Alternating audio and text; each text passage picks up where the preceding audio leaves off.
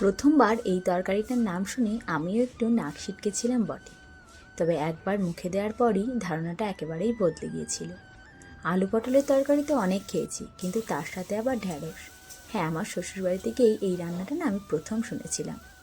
এই রান্নাটা করার জন্য কড়াইতে সর্ষের তেল গরম করে প্রথমেই আলু আর ঢ্যাঁড়সগুলোকে পরিমাণ মতো লবণ হলুদ দিয়ে ভেজে তুলে নিয়েছি।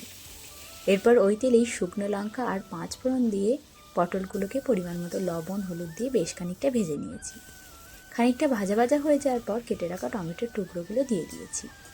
এরপর দিয়ে দিয়েছি আগে থেকে ভেজে রাখা আলুগুলো। সব কিছু খুব ভালোভাবে মিশিয়ে নিয়ে দিয়ে দিয়েছি আগে থেকে বেটে রাখা আদা লঙ্কা জিরে ধনের পেস্ট এবং ঢাকা চাপা দিয়ে মশলাটা বেশ ভালোভাবে কষিয়ে নিয়েছি। দিয়ে দিয়েছি মশলার বাটি ধোয়া জল। এই মশলা কষানোর ব্যাপারে আমার ধৈর্য কিন্তু দ্বিগুণ বেড়ে যায়।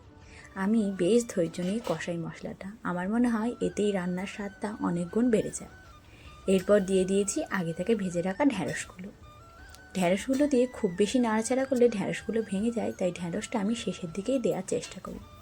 এরপর দিয়ে দিয়েছি বেশ খানিকটা কাসৌরি মেথি। সব কিছু খুব ভালোভাবে মিশিয়ে নিয়ে দিয়ে দিয়েছি গরম জল। রান্নার সময় আমি সাধারণত গরম জলই ব্যবহার করার চেষ্টা করি। অনেকে আবার ঠান্ডা জলও ব্যবহার করে। কেউ কেউ বলে গরম জল ব্যবহার করলে রান্নার স্বাদ নাকি বদল হয় না। তোমরা কে কী ইউজ করো আমাকে কমেন্টে জানিও তো। এরপর ঝোলটা ফুটে উঠলে নামানোর আগে গরম